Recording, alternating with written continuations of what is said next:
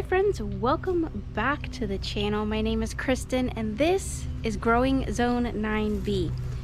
It's super hot out here today. The feel like temperature is, I think it was 104. We are just having repetitive, just massive heat.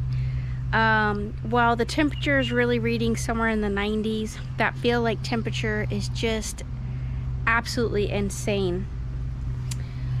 So I just wanted to kind of touch base with you guys. We are having some tomato growth, which is amazing. I transformed this front part of our house where we had the passion fruit. That passion fruit had basically just died. We had a really bad rainstorm that came through and it actually killed a lot of my plants back. So I think that's kind of what happened, and so I started filling with new dirt and soil and just trying to get things growing over here. So here's what's happened. I have tomatoes that are coming up. They look beautiful. They are actually overtaking my little bell pepper right here.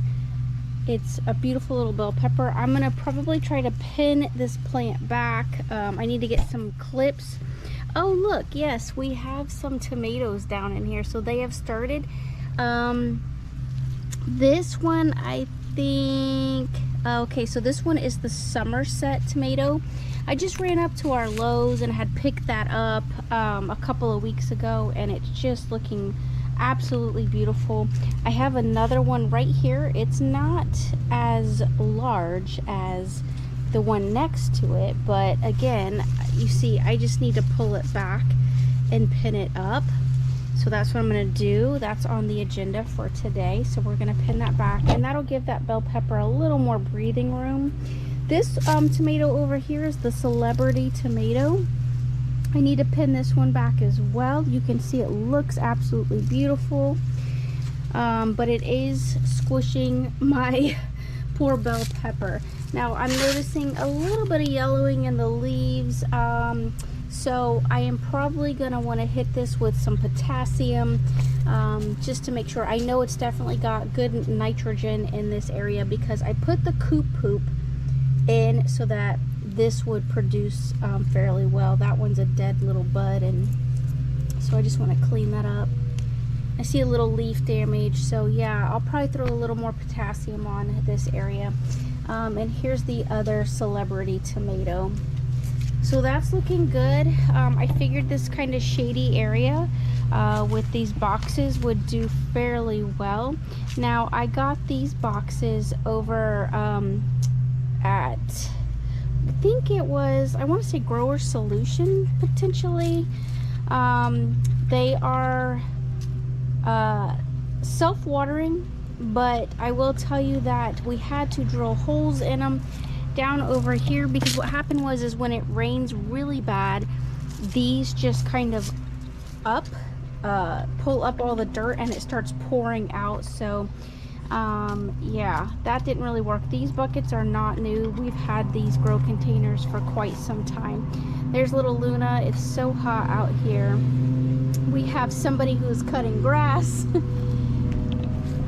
for my neighbors. So yeah. All right, over here, I took a bucket. I know that this is really gonna grow much better in the fall for us because, like I said, at 104 feel like temperature, nothing's doing like you want it to do here in Florida. I did plant some sage over here.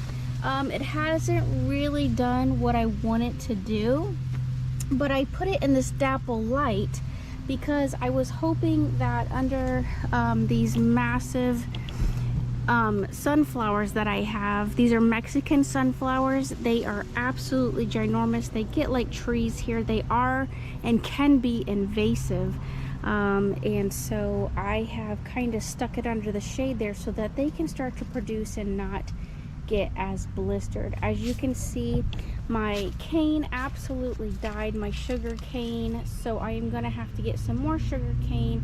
We are gonna have to take this sugar cane out and I will just grow some more. I had it growing in this bucket, but like I said, when that rain came through, it really damaged quite a few of my plants. All right, so over here, I still have my Bougainvillea. I am going to keep this Bougainvillea in its bucket. It has its own bucket because that is going to be the only Bougainvillea that we have. This is my pomegranate, and it is doing very well. As you can see, it's so much taller than I am. It's putting on a lot of beautiful leaves, so I'm hoping this year that we have a good production of some pomegranates. It's growing in a bucket, so you don't really have to have an in-ground space to grow pomegranate. If you've got a bucket or a container that you can grow it in, it will actually do fairly well. Now that is a dwarf pomegranate, and so that's why that one is doing as well as it is.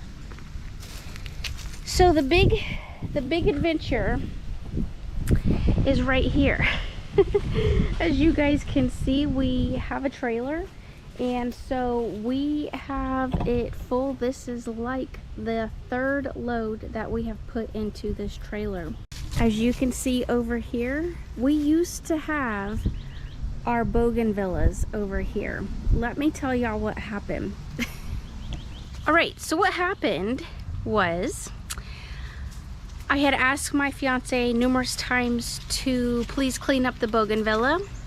It basically got out of control, and that area was just hoarding a lot of mosquitoes, and it was just trapping them because when the flowers fall, they fall on the ground, and if you don't get that cleaned up, or the leaves, the mosquitoes here in Florida will just take you away. They're like birds, okay? Like we just have an insane influx of mosquitoes, and you always have to be really cautious of that. A lot of you know, the pets can get heartworms really easily down here. You know, mosquitoes carry Zika and quite a few viruses. And so my fiance started off by just trimming up that bougainvillea, and what happened is I had walked out in my flip-flops, and I was trying to be cautious, and there was a thorn that was no joke, like this.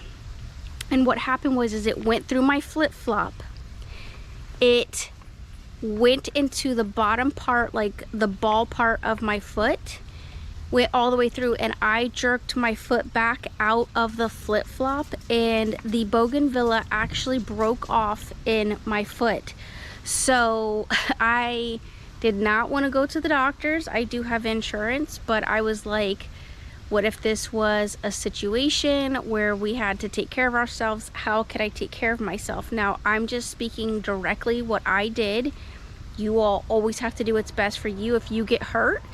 And what happened was I had some black salve, black ointment, some people call it, and I always keep that on hand. And so I had done a black salve on the bottom of my foot. I kept my foot up, and so the black salve, what it will do is it's like a drawer, and it will pull out like the thorns or something that you may get in your, you know, foot, or wherever you may get poked or hurt.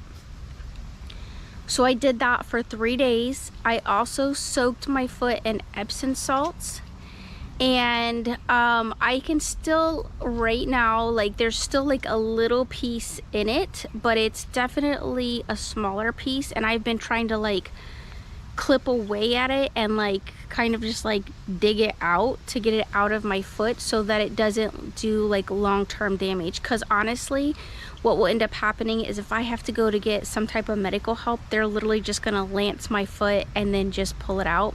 All right, so I was recording, and as always, my lovely GoPro, new GoPro, just decided it's too hot, which it really is too hot. These GoPros are really honestly not designed for this type of heat. I don't know what they're designed for, but heat is definitely not it.